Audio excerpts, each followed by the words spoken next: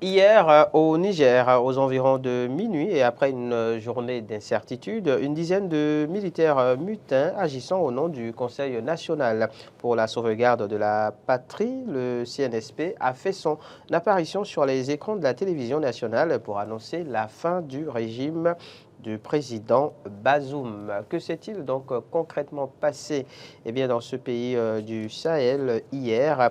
Quelle est la situation aujourd'hui? Et quelles sont les chances justement pour un retour à l'ordre constitutionnel?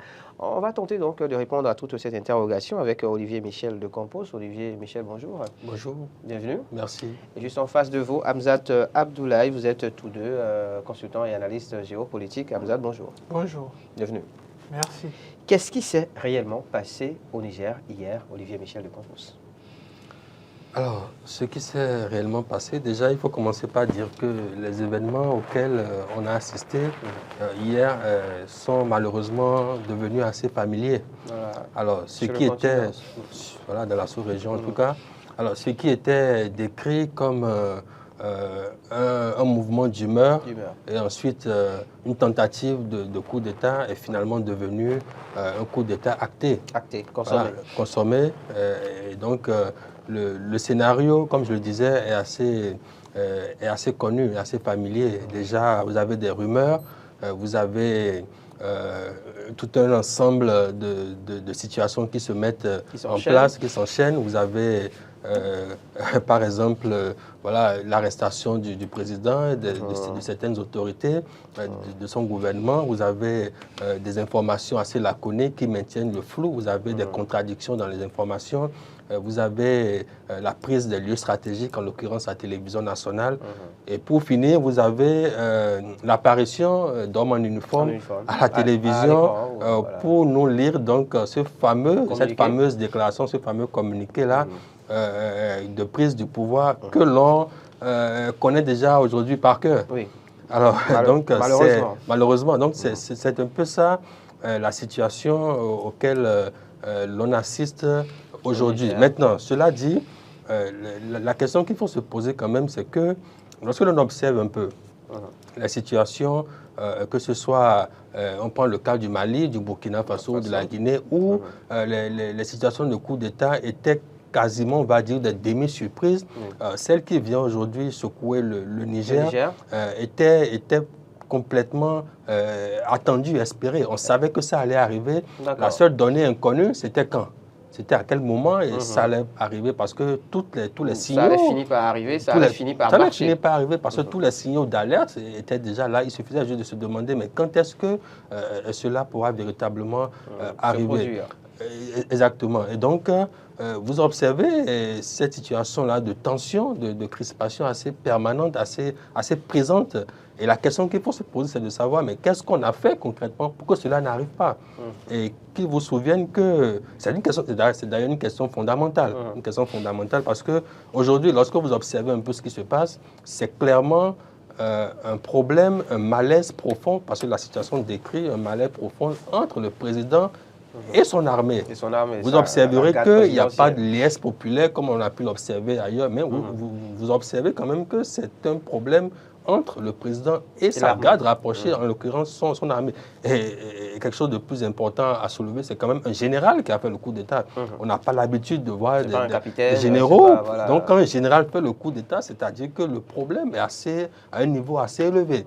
Et ce n'est pas forcément un mouvement d'humeur, comme on a pu nous le faire comprendre, parce que les mouvements d'humeur, généralement, c'est dans la, on va dire, les hommes de rang, sous-officiers et tout. Mais là, c'est un général qui est en train qui a porté le coup. Donc, tout cela nous permet de voir quand même qu'il y a un malaise profond au niveau de l'armée. Je finirai sur ce point en disant qu'ils vous souviennent que déjà, à la veille de l'investiture du président Bazoum en 2021, en avril 2021, il y avait déjà eu une tentative de coup d'État contre son prédécesseur. Et donc, c'est pour dire que le risque était latent, était permanent et il fallait juste s'assurer, prendre les mesures idoines pour que cela ne puisse pas se concrétiser. Donc ce n'est pas une surprise pour vous, Olivier Michel pas véritablement. D'accord. Hamzat Abdoulaye, oui, c'est une situation à laquelle vous vous attendiez aussi. Et si oui, finalement, quelles sont ces raisons-là qui, selon vous, nous conduisent à cet état de choses aujourd'hui? Alors, je ne dirais pas que je m'y attendais, parce que ce serait quand même surprenant de dire qu'on pouvait s'attendre à ce que le Niger soit renversé d'un jour à l'autre par l'armée. C'est vrai, il y a eu des velléités de coup d'État. Plusieurs tentatives d'ailleurs ont émaillé le Niger entre 2011 et 2021.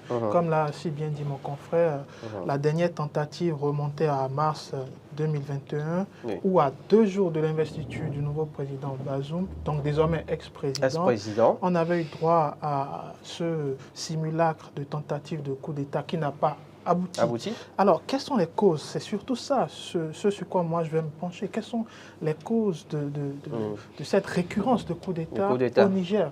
C'est vrai, pas qu'au Niger, on parle du 5e depuis 1960. Exactement. C'est vrai, on parle du Sahel, on parle d'une résurgence exactement de coup d'État dans ces régions, mais précisément au Mali, le contexte n'est pas la même qu'au Mali ou au Burkina Faso.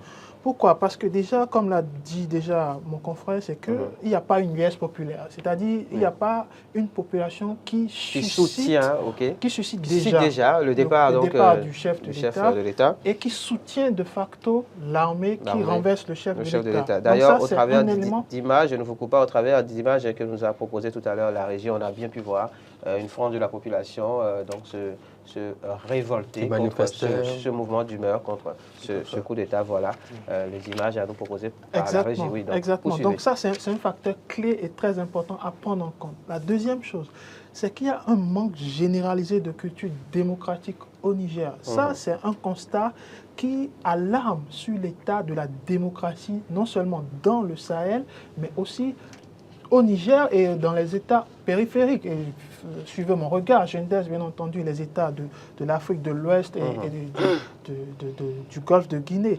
Ça, c'est aussi une chose. L'autre élément à souligner, c'est bien entendu la fragilité des institutions. On a l'hyper-pouvoir, l'hyper-puissance des chefs d'État qui fragilise malheureusement les institutions. C'est-à-dire, si vous renforcez le pouvoir d'un homme qui est au sommet de l'appareil de l'État, en l'occurrence est président de la République, c'est que de facto vous fragilisez les autres institutions, puisqu'il y a un pouvoir, mais il n'y a pas de contre-pouvoir solide. Et ça, c'est un drame, parce qu'aujourd'hui, quand une armée se lève et renverse le chef de l'État, il n'y a pas des institutions fortes qui puissent tenir la balance pour contrer l'armée ou pour faire des déclarations suffisamment fortes ou pour être un poids conséquent sur la balance pour que la donne puisse changer. Donc j'imagine, et vous allez être d'accord avec moi, que la tentative de la CEDEAO d'entamer une médiation, la tentative du chef de l'État Patrice Talon d'entamer une médiation est de facto vouée à l'échec. Parce qu'il n'y a pas d'institution forte qui puisse mener cette discussion à terme. Donc, c'est voué à l'échec. Il ne faut pas se leurrer sur ce point. L'autre point qu'il faut souligner, c'est la mauvaise gouvernance. Et ça, c'est un problème. Ça fait partie d'ailleurs des raisons évoquées par le CNSP. C'est la mauvaise gouvernance aussi qui fait partie de ces facteurs clés et qui peuvent susciter un coup d'État, non seulement dans le Sahel, mais aussi dans les autres États. Et la mauvaise gouvernance est souvent adossée à la corruption. Et vous allez le comprendre. C'est-à-dire le parti au pouvoir du président Bazoum a des caciques qui ont des dossiers, de sales dossiers comme on le dit dans le langage courant, et qui ne sont pas inquiétés pour le moins par la justice. Et ça pose un problème fondamental. C'est-à-dire, vous avez un pouvoir qui est hyper fort, un parti au pouvoir aussi, mais qui protège et qui donne une certaine carte verte même à des personnes qui sont ancrées dans la mauvaise gouvernance ou dans la corruption. Et dernier élément, et je finirai là-dessus, la crise et l'insécurité alimentaire. On n'en parle pas suffisamment, mais le Niger est un territoire géographiquement déjà clé dans la lutte contre le terrorisme. Mais il se fait que le Niger, dernièrement, a eu ou subi plusieurs vagues d'attaques terroristes. Et ça fragilise l'équilibre de la population, ça fragilise bien entendu l'écosystème sécuritaire du Niger et de facto ça pose un problème, celui de savoir est-ce que le gouvernement au pouvoir est à même de pouvoir gérer la question de la sécurité liée notamment au terrorisme et aux groupes djihadistes dans la sous-région.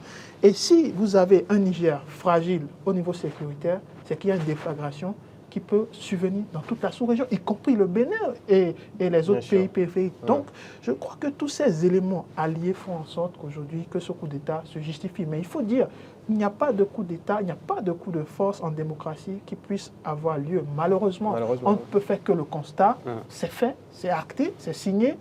Reste à savoir quel est le processus qui est mis en place pour que tout puisse reprendre à zéro. Pour un retour justement donc à l'ordre constitutionnel, quelles sont les chances? C'est la question qu'on se pose en tout cas au travers de l'article décalé de ce jour.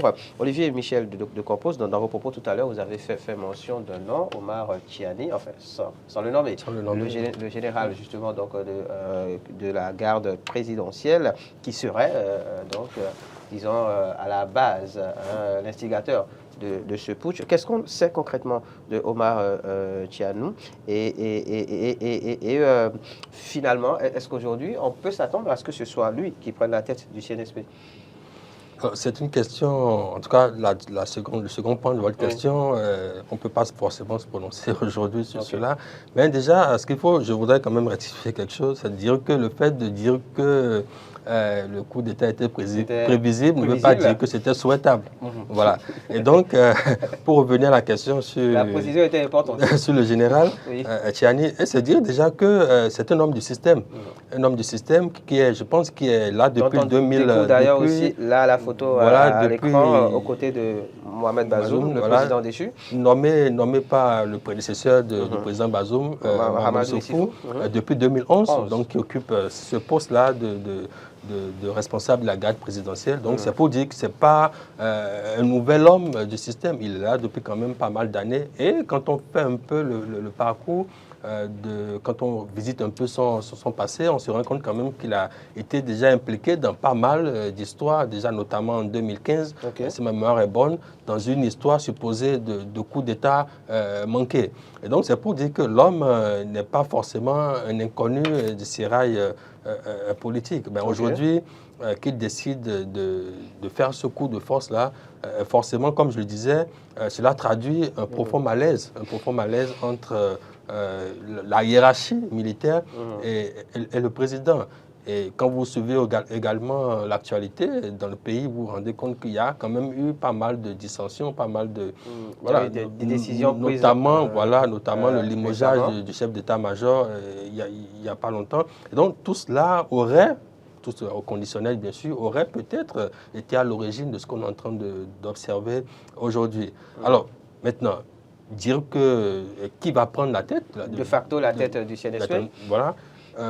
Serait quand même assez, je dirais, aller vite en besoin. Il faudrait quand même attendre les prochains jours, en tout cas le déroulement des prochaines heures, tout au moins, pour voir un peu comment les choses évoluent. Et n'oublions pas quand même qu'il y a une tentative de médiation qui est en cours. Maintenant, ce que je voudrais dire pour quand même conclure, c'est quand même qu'il faut, quand on observe ce coup d'État, moi je l'analyse en 3 points, si vous permettez. En 3 points, mon confrère a commencé par ébaucher certaines pistes. Déjà, au niveau de la CEDEAO, au niveau de la CEDEAO, il y a déjà un premier point qu'il faut soulever sur la politique, l'impact, les conséquences que ce coup d'État-là pourrait avoir sur la politique même au sein de la CEDEAO. Car il faut quand même observer qu'il s'agit du 4e coup d'État en l'espace d'environ 3 ans. Et quand je dis 4e coup d'État, c'est sans oublier que certains pays ont eu droit à la double dose, le Mali et le Burkina. Et donc, lorsque vous observez un peu tout cela, cela risque forcément d'avoir des impacts sur la volonté politique de la CEDEAO, d'en finir avec ce genre de pratiques-là. Et d'ailleurs, vous observerez que c'est un pied de nez que font les militaires à la CEDEAO, dont le président Nessis avait, il y a quelques jours seulement, affirmé, avait déclaré vouloir faire de son cheval de bataille la lutte, la fin des coups d'État. Alors, c'est assez paradoxal quand même d'observer que quelques jours après, on assiste à un coup d'État. Donc, c'est pour dire... Dans un pays limitrophe et dans un pays aussi proche, de la CEDEAO qu'est le Niger. Et donc, tout cela vient mettre en lumière le malaise qui régnait déjà, qui était sous-jacent dans ce pays. Et l'autre élément également, c'est de voir la volonté, c'est vrai, il faut le souligner, assez dynamique, assez proactive la CEDEAO d'envoyer rapidement un médiateur pour négocier. On verra bien ce que ces négociations-là pourraient donner. Votre vis-à-vis estime déjà que c'est perdu d'avance. C'est assez complexe. Maintenant, tout dépend. Rien n'est encore joué. Tout est encore possible. Tout dépend des termes de ces négociations. Ça peut être une prise de pouvoir et ensuite il y a des négociations, peut-être des portes de sortie et puis après on retourne à l'ordre constitutionnel. Rien n'est encore... on ne sait pas, on ne peut pas se prononcer encore à ce stade-là. Et deuxième élément, c'est au niveau donc, de la question de la sécurité. Je dirais juste sur ce point-là qu'il ne faut pas négliger le poids stratégique que représente le Niger dans la sous-région ouest africaine. Aujourd'hui, la stratégie de sécurité de la sous-région, en tout cas pour ce qui concerne la France et les partenaires occidentaux, est basée au Niger. Donc, il y a un risque majeur de déstabilisation de la région qui est déjà quand même assez sous tension. Et pour finir, les questions de gouvernance et que le confrère a déjà souligné, qui sont quand même assez importantes et qui remettent en selle les questions de capacité de nos gouvernants à pouvoir porter une sorte de légitimité d'action publique, de légitimité de résultats, c'est-à-dire pouvoir apporter des solutions concrètes aux préoccupations de leurs concitoyens. Vous avez évoqué tout à l'heure, Hamzat Abdoulaye, l'une des raisons, en tout cas mentionnées par le CNSP pour justifier ce putsch, la gestion de la crise sécuritaire notamment, quand on sait que dans d'autres pays de la sous-région, au niveau du Sahel, en tout cas comme le Burkina et le Mali par exemple, ce même problème a été évoqué, cette même raison a été évoquée, et qu'aujourd'hui, donc, à la tête de ces nations, ce sont des juntes, et qu'on se rend compte que finalement, dans le cas du Niger, c'est un général qui a mené donc l'assaut. Est-ce qu'on n'est pas en droit de faire un lien et de se poser des questions? J'en parlais tout à l'heure avec Laurent Roland-Antonikes et Adrien Tchomakou en plateau. Quant à ce qui serait des ramifications donc rattachées, notamment au putsch, enfin aux juntes au pouvoir au Mali et au Burkina Faso. J'entends votre question, mais je vais être assez clair là-dessus. C'est chaque État avec ses réalités, avec sa culture, avec ses appréhensions vis-à-vis des partenariats ou des stratégies entamées par l'État ou le gouvernement. Donc, à chacun sa réalité en fait. Alors, est-ce qu'il y a une influence directe? Une influence, voilà. Directe, je dirais non tout de suite, parce que les contextes ne sont pas pareils.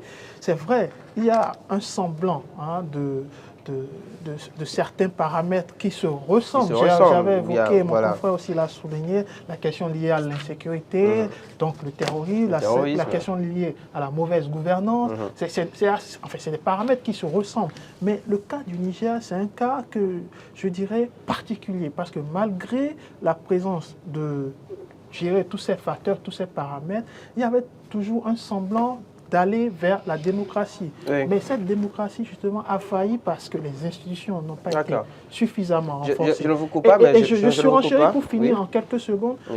En réalité, le président Tinubu, le président du Nigeria, et président de la CEDEAO, a commis une grosse bourde. Avec son discours ancré sur tout contre les coups d'État, mais c'était un danger parce que qui fait les coups d'État? C'est l'armée, généralement c'est l'armée, même si on évoque ici la garde présidentielle, mais c'est toujours l'armée qui porte un coup d'État. Mais quand ça arrive, que mettent en place les institutions pour garantir peut-être à l'armée... Recevons un tout premier intervenant au téléphone. Bonjour.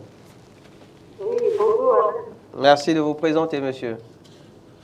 Non, c'est pas monsieur, c'est madame Odile. Odile, on vous écoute. Vous nous appelez d'où? J'appelle de Cabo.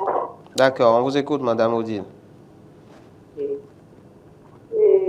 je voudrais dire ce qui se joue en Afrique, ce n'est pas des ambassadeurs.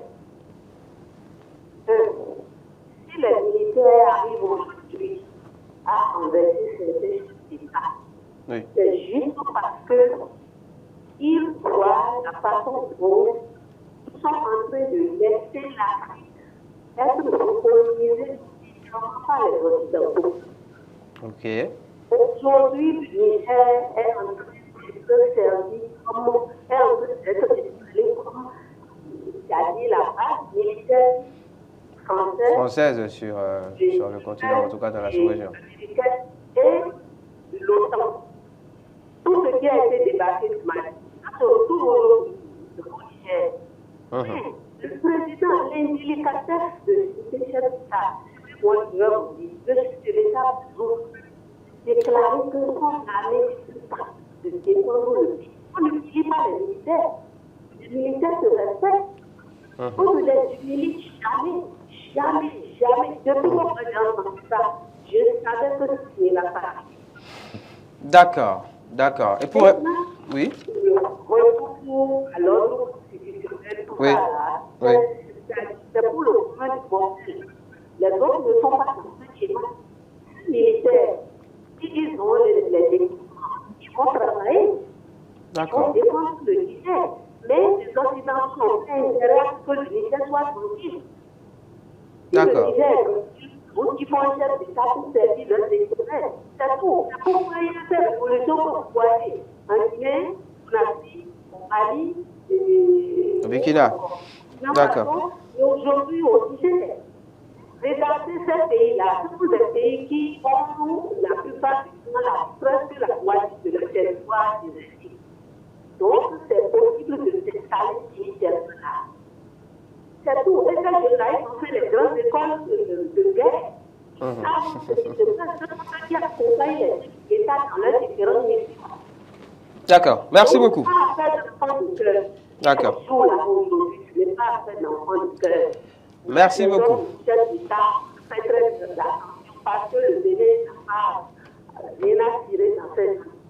D'accord. Merci beaucoup, Madame Odile. Vous nous appeliez de Britago. C'est vrai qu'à un moment, on n'a pas vraiment pu bien entendre ce qu'elle disait, mais on retient essentiellement qu'elle estime que ce n'est pas donc, de l'amusement, ce qui se passe dans la sous-région, que oui, à un moment donné, l'armée a été humiliée par le président Bazoum au travers de certaines déclarations et donc qu'il fallait, comme le disait Olivier Michel de Campos, s'attendre à ce genre de réaction à un moment ou à un autre. Elle a également évoqué le cas donc de la présence de l'armée française justement au Mali, enfin au Niger. Moi, je ne suis pas foncièrement d'accord avec elle, même si une partie de son analyse, je la partage. La question de l'armée qui a une légitimité pour renverser un chef d'État parce que brimé, humilié, etc., ne tient pas du tout debout. Observant que oui, les chefs d'État justement ont tendance à laisser le continent se faire recoloniser par l'Occident. Non, ça n'a rien à voir. On parle de l'armée là, et c'est quelque chose qui est quand même très sérieuse. C'est quelque chose à prendre très au sérieux. L'armée au Niger a toujours été bien encadrée. Et ça n'a pas changé en réalité. Mais ce n'est pas parce qu'il y a... Ça existe toujours, des crises entre l'armée et le pouvoir, des crises entre l'armée et les institutions, ça arrive. Mais ça ne nécessite pas toujours un changement à la tête de l'État, surtout depuis les années 2000. Et le cas du Niger le prouve encore plus. Et il faut noter que c'est les paramètres cités précédemment qui donnent une certaine légitimité à ce groupe qui aujourd'hui a l'appui de l'armée de façon factuelle, qui les ont poussés à faire ce coup. Mais je reviens sur mes propos par rapport au président Tinubu. En réalité, vous ne pouvez pas combattre les coups d'État avec des déclarations. Vous pouvez combattre la source des coups d'État. La source des coups d'État, c'est quoi? L'insécurité alimentaire, l'insécurité liée au terrorisme qui prolifère dans la sous-région, l'insécurité économique des populations qui continue de s'amplifier, au grand dam d'ailleurs de ces mêmes populations. Et enfin, bien sûr, donner une certaine culture de la démocratie et renforcer les institutions. Je ne vois pas la force de coercition de cette CEDEAO qui veut montrer des muscles alors qu'il n'y a pas d'altère en réalité. Il n'y a pas d'altère à prendre. Réaction de Bernard E. de Vigan qui dit via la page Facebook qui réagit: l'armée doit diriger le pays pour un moment. Bazoum ne peut plus reprendre le pouvoir. Sinon, les putschistes sont des lâches. D'accord, c'est son avis. Togbé André réagit également: je ne crois pas du tout. Il n'y aura plus cette chance pour parler, donc pour répondre en tout cas à la question du jour, quelle chance donc pour un retour à l'ordre constitutionnel. Puis il y a Manassé Aptidon Avlessi qui dit aucune chance pour le moment et il faut beaucoup de temps, même si possible des années pour un vrai retour à l'ordre constitutionnel. Je profite de cette occasion pour exhorter nos dirigeants à prendre conscience de ce qui se passe dans les pays voisins. Bonjour, bienvenue. Oui, bonjour. Merci de vous présenter, monsieur. Monsieur Dianotin Guillaume, vous nous appelez de Calavi? Oui, de Romain. Romain, on vous écoute. Je remercie surtout les deux invités qui sont arrivés, surtout celui qui a ma gauche. D'accord. Il a évoqué les raisons pour lesquelles la source même des coups d'État. Ouh là là, il est parti, hein, monsieur Guillaume de Romain. Merci pour l'appel, en tout cas. J'espère qu'il nous reviendra peut-être avant la fin. C'est vrai qu'on finit dans quoi, 2-3 minutes. Le temps donc de revenir en plateau et de tenter donc de répondre justement à l'interrogation que porte à sa gueule. Oui, bonjour. Bonjour, monsieur. Merci de vous présenter. Bonjour, Jean. Monsieur Jean nous appelle de Calavi, on vous écoute. Bon, je voudrais que c'est visible ce que je passe hier. Parce que les producteurs, qui ne sont pas élus, ne pourront pas prendre en compte l'aspiration du pays. Et ils ne sont pas élus, ils pensent être surpuissants. Et font ce qu'ils veulent au détriment de la population. Ça va surtout devenir. Il y a certains. Deuxièmement, il y a aussi l'Occident qui veut coûte que coûte imposer à ces pays africains que nous sommes toujours leur volonté. Pourquoi que le Mali est obligatoirement installé au Niger? Le peuple nigérien n'est pas d'accord. Le Mali veut toujours faire sa volonté. Et comme il est président, c'est lui que le gâteau pour le parti du pays soutient. Et comme il est ici, comme le peuple a marqué la part, c'est comme le président doit savoir, et puis diriger le pays pour nos intérêts et non l'intérêt des occidentaux. Ceux-ci, ils n'ont pas laissé et partir. Nous, nous continuons, si les dirigeants, on va les laisser continuer. D'accord. Nos dirigeants sachent qu'ils nous dirigent pour nos intérêts et non l'intérêt des autres. Merci beaucoup. Monsieur Jean, vous nous appelez de Calavi. Bonne suite de journée à vous à Calavi. Alors, retour en plateau en 2 minutes pour répondre donc, à l'interrogation du jour.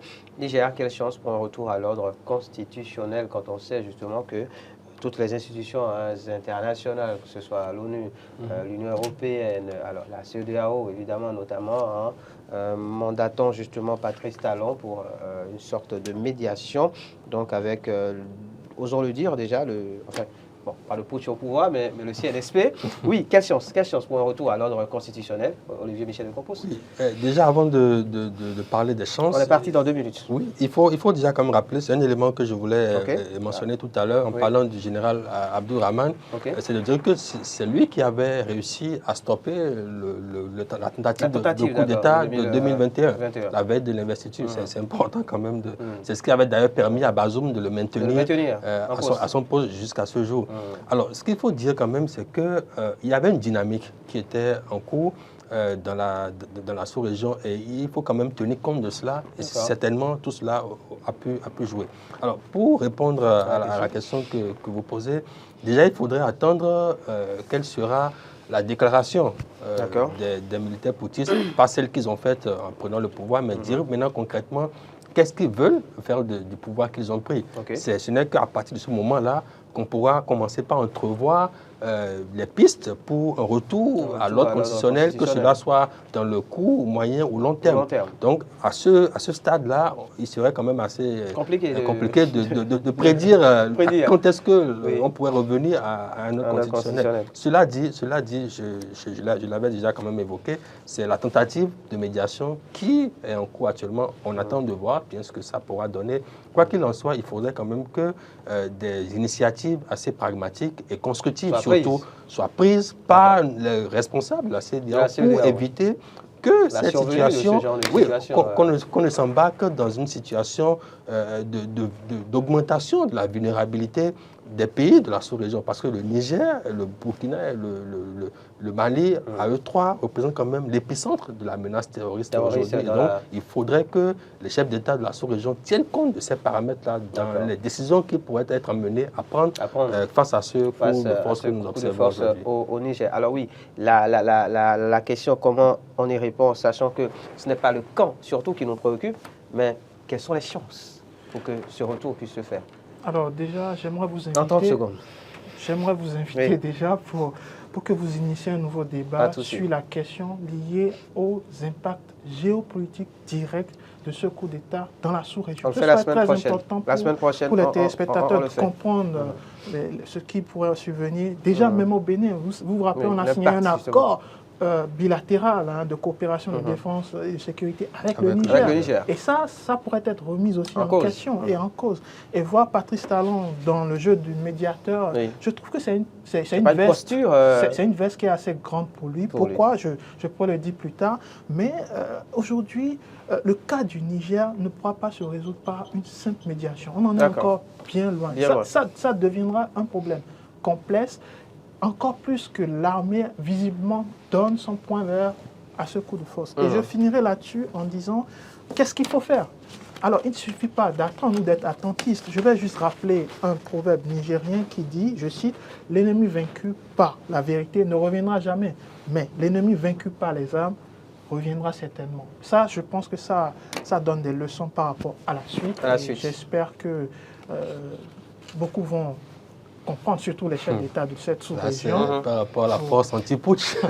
Merci à Olivier Michel de Campus. Merci à Hamzat Abdoulaye. C'est promis, en début de semaine prochaine, on revient sur le sujet, histoire de comprendre justement quels sont les impacts que cette crise pourrait avoir sur la sous-région. C'était l'actu décalé du jour. C'était Matin d'Éden de ce jeudi 27 juillet 2023. Bon suite de programme sur nos antennes. À chacun et à tous.